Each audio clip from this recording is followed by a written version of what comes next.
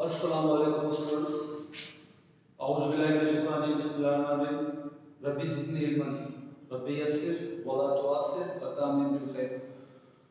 तो आज डेट है 11 जनवरी 2021। Class ADC 1 associated degree in commerce, chapter nature and scope of business. तो student आज हमारा जो टॉपिक है वो है ऑब्जेक्टिव्स ऑफ बिजनेस। सबसे पहले ये होता है कि ऑब्जेक्टिव क्या होता है। ऑब्जेक्टिव जो होता है वो किसी भी ऑर्गेनाइजेशन का या किसी भी बिजनेस का गोल होता है। अब हर बिजनेसमैन चाहता है, हर बिजनेस को स्टार्ट करने का ऑब्जेक्टिव होता है, और हर बंदा, हर बिजनेसमैन चाहता है कि भाई उसका बिजनेस सक्सेसफुल हो। तो उसके लिए वो क्या करता है, अपने ऑब्जेक्टिव्स को सेट करता है। ऑब्जेक्टिव जो होता है, एक होता है स्पेसिफिक ऑब्जेक्टिव, एक होता है जनरल ऑब्जेक्टिव। अब स्पेसिफिक ऑब्जेक्टिव क्या है? फॉर एग्जाम्पल हमें क्या करनी है, सेल को इंक्रीज करना है। तो सेल को इंक्रीज करना क्या है? सेल को इंक्रीज करना है 20% से। तो सेल को इंक्रीज करना है 20% से, ये क्या है? Specific objective. एक होता है जनरल ऑब्जेक्टिव। जनरल ऑब्जेक्टिव क्या है? सेल को इंक्रीज करना है, सेल को बढ़ाना है। तो अब हम बिजनेस के हवाले से ऑब्जेक्टिव देखते हैं तो हमारे पास तीन किस्म के ऑब्जेक्टिव होते हैं। एक होता है इकोनॉमिक ऑब्जेक्टिव, दूसरा होता है सोशल ऑब्जेक्टिव, थर्ड है हमारा ह्यूमन ऑब्जेक्टिव। अब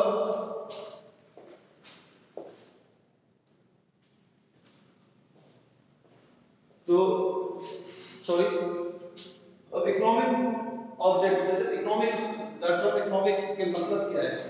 इकोनॉमिक के मतलब क्या है? अब इकोनॉमिक के मतलब ये होता है कि भैया बिजनेस में कोई भी एक्टिविटी करते हैं, जिस तरह हम करते हैं, सेल करते हैं प्रोडक्ट को, परचेज करते हैं प्रोडक्ट को, तो बेटा ये क्या होता है? Economic activity. अगर एक बिजनेसमैन जो अपना बिजनेस चला रहा है, उसको मैनेज कर रहा है, उसको कंट्रोल कर रहा है, उसको ऑर्गेनाइज कर रहा है, तो ये भी क्या है? हमारी इकोनॉमिक एक्टिविटी है।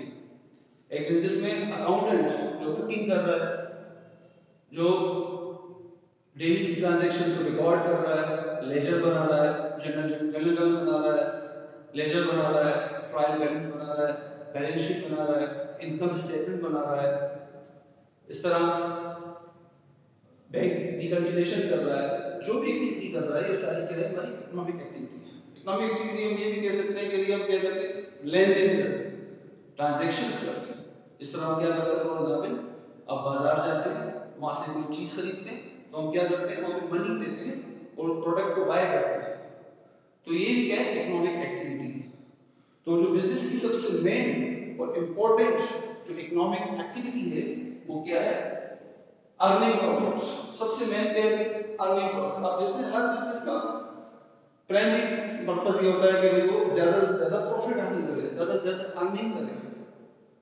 तो ये तो मेन मकसद हो गया। लेकिन आजकल के दौर के अंदर जो लेटेस्ट दौर चल रहा है, उसके अंदर हमारे पास से और भी होने चाहिए।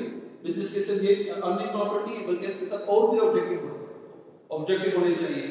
आज के हिसाब से वो क्या क्या होने चाहिए? सबसे पहले क्या है? सर्वाइवल। अब सर्वाइवल का मतलब ये है कि भाई बिजनेस को, जब बिजनेस हम स्टार्ट करते हैं, शुरू करते हैं, बिजनेस चलाते हैं, तो हमारे सर्वाइवल होना जरूरी है। सर्वाइवल का मतलब ये है कि बिजनेस को इतना प्रॉफिट आए कि वो सर्वाइव कर सके, बिजनेस में इतना प्रॉफिट आए ताकि वो अपना घर चला सके, अपने बच्चों की फीसें वगैरह भर सके और अपनी जो जरूरियात जिंदगी वो तमाम पूरी कर सके। तो सर्वाइवल बहुत जरूरी है। उसके बाद है ग्रोथ एंड एक्सटेंशन। ग्रोथ के मतलब ये है कि अपने बिजनेस को बढ़ाना। फॉर एग्जाम्पल पहले हमारा बिजनेस छोटा था, अब हमने क्या किया? उसको बड़ा कर दिया, ये ग्रोथ हो रही है। जितना हम बिजनेस में अर्निंग करेंगे, जितना हमारे पास प्रॉफिट आएगा, उतना हमारा बिजनेस क्या होता जाएगा? डे बाय डे ग्रो होगा और इसकी एक्सपेंशन हो जाएगी। तो उसके बाद रीजनेबल प्रॉफिट्स। अब रीजनेबल प्रॉफिट के मतलब ये होते हैं कि भाई जो हमारा जो प्रॉफिट है वो रीजनेबल होना चाहिए। रीजनेबल मतलब इतना प्रॉफिट हो कि हम बिजनेस की सर्वाइवल कर सके, बिजनेस को हम चला सके। फॉर एग्जाम्पल अगर एक बिजनेस में 30 डेज वर्क करता है और वो 30 डेज के अंदर जो प्रॉफिट हासिल करता है सिर्फ 2000 रुपीज हासिल करता है, तो ये रीजनेबल प्रॉफिट नहीं है। तो रीजनेबल प्रॉफिट हासिल करने के लिए रीजनेबल प्रॉफिट हासिल कितना रीजनेबल हो ताकि वो अपने एक्सपेंडिचर जो हो रहे हैं बिजनेस के उसको भी कवर करे और अपने लाइवलीहुड के लिए भी कुछ हासिल करे। तो प्रॉफिट का रीजनेबल होना भी जरूरी है। अगर रीजनेबल प्रॉफिट नहीं हो रहा है तो उसका मतलब क्या है कि बिजनेस को वाइंड अप करके क्लोज कर देते हैं। अब स्टूडेंट्स बेटर देखें, कोई भी बिजनेस शुरू होता है तो उसके अंदर रिस्क का फैक्टर होता है, हर बिजनेस में रिस्क का फैक्टर होता है। तो मेरा ये मशवरा है कि जब कोई भी बिजनेस करें तो पहले उसको सीख लें। जिस तरह भाई ब्रिज है, ब्रिज के नीचे दरिया बह रहा है, अगर उस स्विमिंग सीख लेगा, स्विमिंग सीख के करेगा तो उसके डूबने के चांसेस कम है। अगर वो स्विमिंग नहीं सीखता तो क्या होगा, दरिया में जाएगा तो डूबने का खतरा है। इसी तरीके से जो भी हम बिजनेस करें उसको सीख लें, अच्छे तरह सीख लें। अगर आपने स्विमिंग सीख ली है तो आप क्या करें, छोटे तालाब में पहले तैरना सीखें, छोटे तालाब में तैरना सीखें। उसके बाद आप क्या करें, दरिया में आए, वहां पे आप दरिया में आने के बाद भी आप साइड में तैरें। ऐसा ना बीच में आ जाए, साइड में तैरने के बाद उसकी दरिया की गहराई का अंदाजा होने के बाद, पानी का अंदाजा होने के बाद फिर आप क्या करें, पुल के ऊपर से जंप मार के स्विमिंग कर सकते हैं। इस तरह जो भी बिजनेस किया जाए उसको सीख के किया जाए। अगर हम सीख के करेंगे तो इसमें लॉस या रिस्क का फैक्टर बहुत कम हो जाएगा। तो बिजनेस को सीख के करना बहुत जरूरी है। तो ये भी एक मेन पॉइंट था जो मैंने आपको बता दिया, जो भी बिजनेस किया जाए उसको सीख के किया जाए ताकि लॉस का फैक्टर कम हो सके।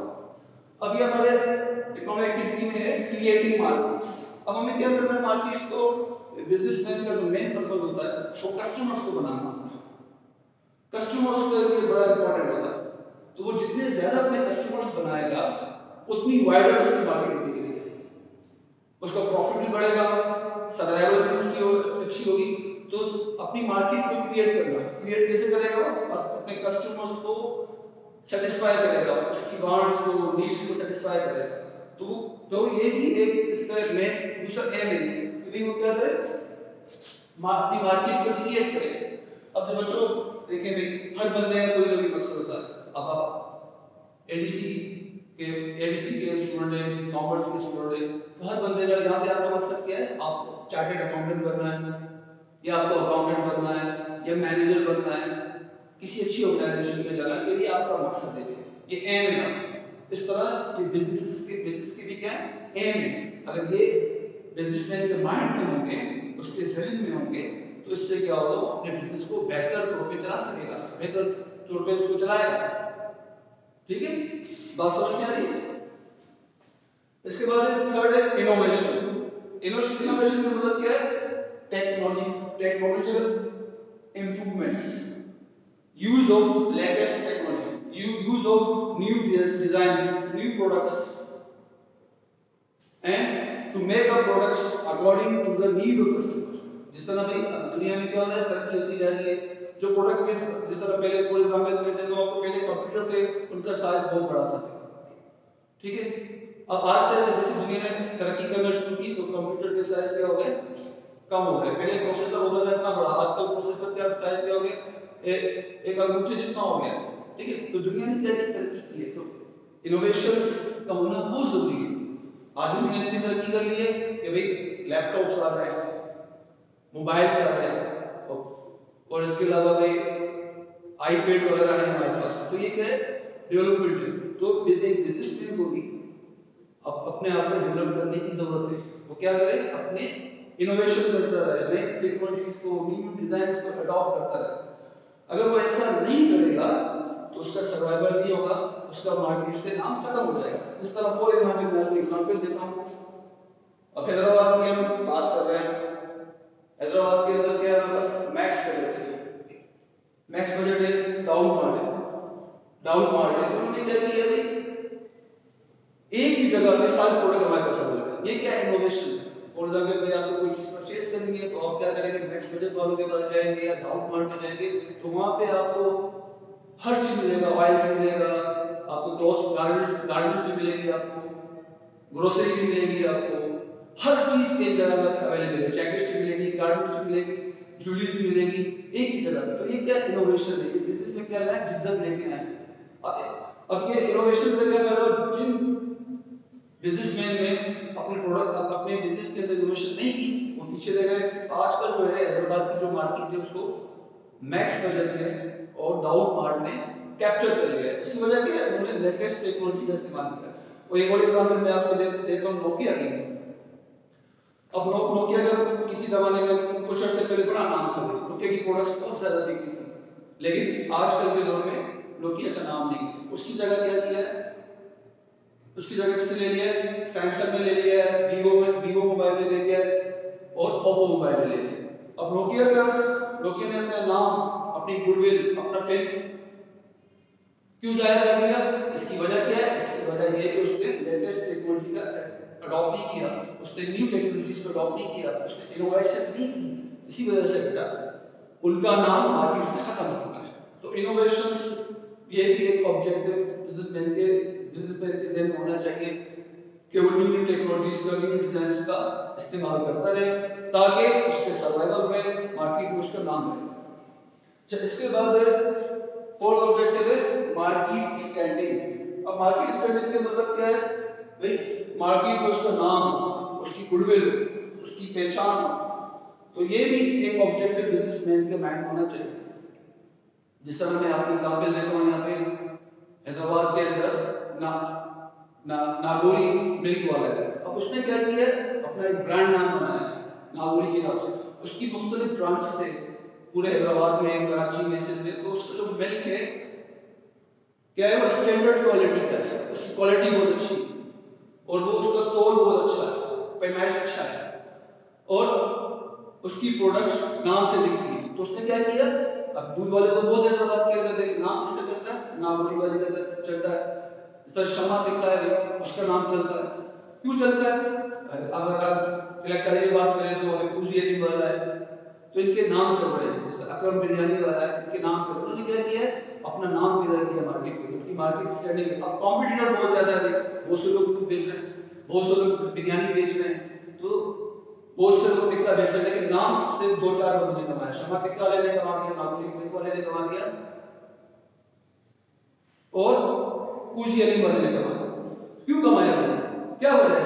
इसकी वजह क्या है कि इसने क्या किया? अपना मार्केट में नाम बनाया, फ्रेम बनाया। तो ये मार्केट स्टैंडिंग है। आपको अपने कॉम्पिटिटर को, जब आप बिजनेस करते हैं तो अपने कॉम्पिटिटर को ध्यान में रखना है और फिर उसके हिसाब से अपनी तैयारी करनी है कि आपको मार्केट में किस तरह सर्वाइव करना है, किस तरह ग्रोथ करनी है। तो आपको अपना नाम बनाना है। नाम कैसे पैदा होगा? गुड वर्किंग के साथ, क्वालिटी, स्टैंडर्ड क्वालिटी गुड्स के साथ। कॉपी गुड्स क्या होगी? स्टैंडर्ड क्वालिटी की होगी और कोई इसमें ओवर चार्जिंग नहीं होगी, कोई इलीगल एक्टिविटी नहीं होगी। ठीक है? तो इससे क्या होगा? आपका कंपनी का या बिजनेस का नाम बनेगा। तो मार्केट स्टडी का होना बहुत ज्यादा इंपॉर्टेंट है। तो ये हो गया हमारा इकोनॉमिक ऑब्जेक्टिव्स जो मैंने आपको बताए। इसके बाद है हमारा सोशल ऑब्जेक्टिव्स। जो अगला ऑब्जेक्टिव है वो क्या है? Social objective. मतलब ऑब्जेक्टिव क्या है? सप्लाई और स्टैंडर्ड क्वालिटी गुड्स। इस सोशल के मतलब क्या है? सोसाइटी के लिए।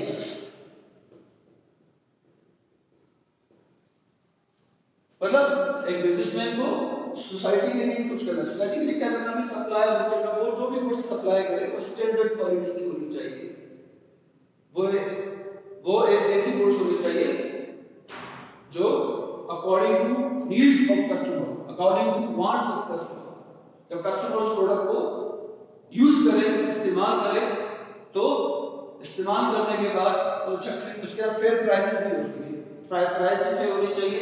इस्तेमाल करने के बाद वो क्या हो? आपके पास दोबारा आए आपके पास, आप कोई प्रोडक्ट दोबारा खरीदे, तो ये क्या होगा? आपकी सोसाइटी में इससे नाम बनेगा।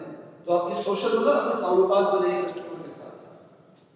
तो सेकंड है avoidance of anti social practices. मतलब आपको कोई भी इलीगल एक्टिविटी बिजनेस में नहीं करनी है। इलीगल एक्टिविटी कौन सी थी? स्मगलिंग हो गया, ओवर चार्जिंग हो गई, ब्लैक मार्केटिंग हो गई। तो ये सारी की सारी इलीगल एक्टिविटी है। इसको क्या करना है? अवॉइड करना है। कोई भी ऐसी एक्टिविटी नहीं करनी जो इलीगल हो। ठीक है? जिस तरह हैदराबाद की बात करते हैं तो यहाँ पे कुछ प्रोडक्ट्स ऐसी इलीगली बिक रही।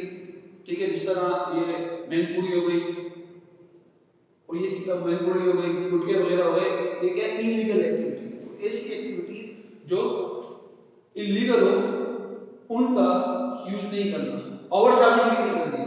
ओवर चार्जिंग मतलब आप एक प्रोडक्ट जो है वो 1000 की आप क्या करोगे उसको 2000 में बेच दो, तो ये ओवर चार्जिंग होता है, ओवर चार्जिंग नहीं होनी चाहिए। इसके बाद अभी इंपॉर्टेंट है सीएसआर। सीएसआर होता है कॉर्पोरेट सोशल रेस्पॉन्सिबिलिटीज। तो ये एक कॉर्पोरेशन की ये सोशल रिस्पांसिबिलिटी होती है जब वो सोसाइटी से ले रहा है। सोसाइटी क्या दे रही है उसको, भी प्रोडक्ट्स नहीं रही है, प्रोडक्ट्स परचेज कर रही है, उसका रॉ मटेरियल्स नहीं रही है, तो उसको क्या करना है, सोसाइटी के लिए भी कुछ करना है। ठीक है, तो वो क्या कर सकता है, एज अ बिजनेसमैन जो सबसे अच्छी चीज है वो क्या करे, अपना प्रॉफिट का 10% सोसाइटी के लिए, सोसाइटी में इन्वेस्ट करे।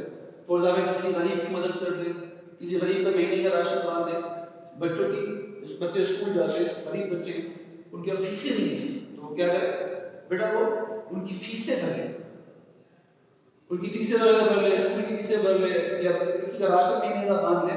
तो ये करना जरूरी है। इससे क्या होता है, हमारे देखने के लिए कि हम क्या करेंगे, जब लोगों पे इन्वेस्ट करेंगे 10% लगाएंगे तो अल्लाह ताला क्या करेगा, उसको हमें बढ़ा चढ़ा देगा। इससे क्या होगा, हमारा बिजनेस ग्रो करेगा। तो आजकल के दौर के अंदर ये बहुत जरूरी है कि आप जब सोसाइटी से पैसे कमा रहे हैं, प्रोडक्ट को बेच रहे हैं, अर्निंग कर रहे हैं, तो आपको बदले में क्या देना चाहिए, सोसाइटी की खिदमत करनी चाहिए। फॉर द फिल्टर प्लांट लगा दें, ठीक है, गरीबों की मदद करना, ये क्या है, सीएसआर मिशन। तो ये आजकल के दौर में बहुत जरूरी है। अगर आप ऐसा करेंगे तो अल्लाह ताला आपके रिस्क में बरकत डालेगा। ये 10% ये मत सोचना कि 10% जो आपने सदका किया है ये आपका जाया हो रहा है, बल्कि ये 10% इसके बदले में अल्लाह ताला आपको इतना देगा कि आपका बिजनेस बढ़ता चला जाएगा। आपकी एक दुकान थी, 2 हो जाएगी, 3 हो जाएगी, 4 हो जाएगी, आपको पता नहीं चलेगा। तो हमें सोसाइटी का बहुत ज्यादा ख्याल रखना है, सोसाइटी पे लाजमी इन्वेस्ट करना है। इसके बाद है प्रोविजन ऑफ मोर एम्प्लॉयमेंट। अब जैसे बिजनेसमैन बिजनेस करेगा तो जाहिर बात है एम्प्लॉयमेंट होगी, लोगों को रोजगार मिलेगा, लोगों को रोजगार मिलेगा तो लोगों की स्टैंडर्ड ऑफ लिविंग अच्छी होगी, लोगों की लाइफ बेहतर होगी। तो ये भी बिजनेसमैन की एक रिस्पॉन्सिबिलिटी है कि वो क्या करे, जो सोसाइटी में लोग रह रहे हैं उनकी लाइफ को इंप्रूव करने के लिए कोशिश करता है। तो ये हमारा हो गया सोशल ऑब्जेक्टिव। अब जो लास्ट है इसका वो है ह्यूमन ऑब्जेक्टिव। अब ह्यूमन ऑब्जेक्टिव क्या है, अब देखो business carried by people, entrepreneurs. जो बिजनेस करते हैं पीपल होते हैं, उनको हम क्या कहते हैं, एंटरप्रेन्योर। एंटरप्रेन्योर वो होता है जो अपने बिजनेस को स्टार्ट करता है, जो बिजनेस करता है उसको कॉमर्स की टर्म में एंटरप्रेन्योर कहते हैं।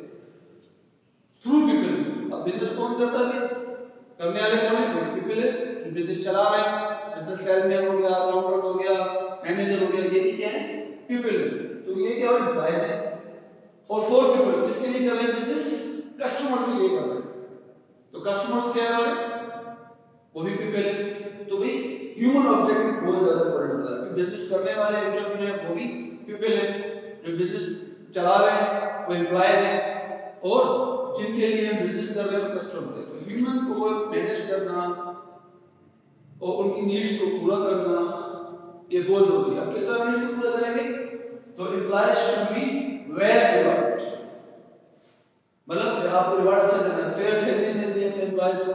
अगर वो ओवर टाइम कर रहा है तो ओवर टाइम देना चाहिए, गुड वर्किंग कंडीशंस होनी चाहिए, हाउस एंड मेडिकल फैसिलिटीज होनी चाहिए। तो भाई हमें भी अपने एम्प्लॉयज की नीड्स एंड वांट्स को लाजमी सेटिस्फाई करना है।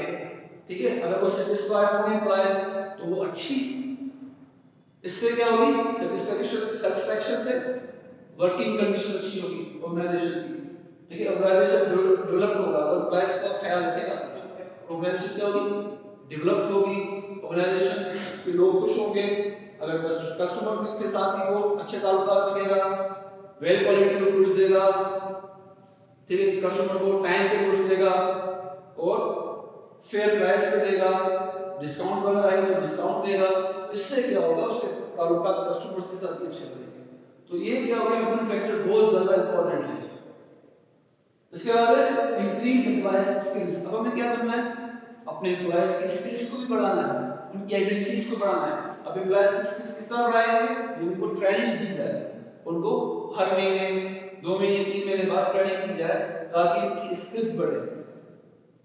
और आजकल तो मल्टीटास्किंग का दौर है, तो एक एम्प्लॉय वो कंप्यूटर भी चलाना जानता है, साथ में मोबाइल चलाना नहीं जानता है, और अच्छी डीलिंग भी करता है, अच्छे अखलाक के साथ बात करता है अपने कस्टमर के साथ, अपने बॉसेस के साथ, अपने कुलीग के साथ, तो उसके कम्युनिकेशन स्किल का होना जरूरी है। तो वो क्या करेगा, ट्रेनिंग से कम्युनिकेशन स्किल को बढ़ाने के लिए, अगर उसको कंप्यूटर नहीं आता है तो कंप्यूटर सिखाने की उसकी ट्रेनिंग दी जाए। अगर उसको पब्लिक डीलिंग नहीं आती, डील से नहीं कर सकता, तो फिर उसके लिए कम्युनिकेशन की ट्रेनिंग वगैरह होनी चाहिए। और इसके अलावा जो मरा वाला ट्रेनिंग होती है, जो ऑर्गेनाइजेशन में जरूरी थी, ट्रेनिंग का होना लाजमी है। इससे क्या होगा, एम्प्लॉइज की स्किल्स एंड एबिलिटीज बढ़ेगी। जब वो बढ़ेगी तो वो बिजनेस के लिए बेहतर होगा। इसके बाद वर्कर डेवलपमेंट हो गया, ठीक है, फिर वर्कर डेवलपमेंट होगी तो ऑर्गेनाइजेशन डेवलपमेंट होगी। इसके लिए मैं आपको एक अच्छी सी एग्जांपल देता हूँ माइक्रोसॉफ्ट कंपनी की। अब माइक्रोसॉफ्ट कंपनी का पूरी दुनिया के अंदर नाम है। अब माइक्रोसॉफ्ट कंपनी ने क्या किया है, अपने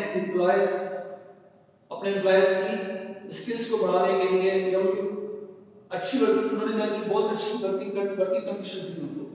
उन्होंने क्या किया, माइक्रोसॉफ्ट कंपनी ने एम्प्लॉयज को हाउस दे दिया है, जहां पर वो काम कर रहे हैं। माइक्रोसॉफ्ट कंपनी के साथ जगह ले ली है, वहां पे एम्प्लॉयज के हाउस वगैरह बना दिए, और एम्प्लॉय को वहां पे स्कूल्स भी हैं, वहां पे पार्क्स भी हैं, वहां पे हॉस्पिटल्स भी हैं, वहां पे मॉल्स भी हैं। एक ही जगह पे एम्प्लॉयज को सारी की सारी फैसिलिटीज दे दी। अब जब एम्प्लॉय काम करेगा, माइक्रोसॉफ्ट कंपनी का जब काम करता है, तो वो क्या करेगा, उसको किसी चीज की टेंशन नहीं होगी। भाई बच्चे स्कूल भी जा रहे हैं, अगर कोई बच्चा बीमार हो जाता है, कोई प्रॉब्लम हो जाती है, तो वो क्या करेगा, उसको हॉस्पिटल की फैसिलिटी भी वहां पे अवेलेबल है, और वहां पे हर किस्म की जनरल आइटम्स भी अवेलेबल है, मॉस्क भी वहां पे अवेलेबल है, चर्चेस भी वहां पे अवेलेबल है। तो एम्प्लॉय क्या करेगा, रिलैक्स होकर काम करेगा, वर्किंग कंडीशन अच्छी होगी, तो एम्प्लॉय रिलैक्स रहेगा। जब वो रिलैक्स रहेगा तो इससे क्या होगी, हमारे बिजनेस की आउटपुट बढ़ेगी और बिजनेस हमारा ग्रो करेगा। तो माइक्रोसॉफ्ट कंपनी ने बहुत अच्छा काम किया है कि अपनी ऑर्गेनाइजेशन के डेवलपमेंट के लिए उसने, और वर्कर्स के डेवलपमेंट के लिए उसको बहुत ज्यादा फैसिलिटी दी। तो इसलिए माइक्रोसॉफ्ट कंपनी का पूरी दुनिया के अंदर एक बड़ा नाम है। तो भाई ये था हमारा आज का टॉपिक, ऑब्जेक्टिव ऑफ बिजनेस। ठीक है, अब कौन कौन से ऑब्जेक्टिव बिजनेस है हमारे पास, इकोनॉमिक ऑब्जेक्टिव, सोशल ऑब्जेक्टिव और ह्यूमन ऑब्जेक्टिव। अब इकोनॉमिक ऑब्जेक्टिव में हमने क्या किया, हमारा अर्निंग प्रॉफिट है, सर्वाइवल है, ग्रोथ है, एक्सपेंशन है, बिजनेस प्रॉफिट है। ठीक है, उसके बाद की जाएगी मार्केट्स, थर्ड इनोवेशन, फोर्थ है मार्केट स्टैंडर्ड्स। इस तरह हम सोशल ऑब्जेक्टिव्स पढ़े, इसमें क्या है, supply of standard quality of goods, avoidance of anti social practices, CSR, corporate social responsibilities और प्रोविजन ऑफ मोर एम्प्लॉयमेंट। अब थर्ड हमने पढ़ा ह्यूमन ऑब्जेक्टिव। ह्यूमन ऑब्जेक्टिव में हमने क्या पढ़ा, employees should be value added, increase employee skills, workers development, organisational development. तो ये हमारा आज का टॉपिक कंप्लीट हो गया। उम्मीद है कि आपको समझ में आया होगा बेटा। अगर कोई भी सवाल करना हो तो आप कमेंट्स में सवाल कर सकते हैं। मेरा नाम है आसिफ जान, I am lecturer in commerce, government बाजारी कॉलेज हैदराबाद नंबर 11। तो किसी किस्म का आपका सवाल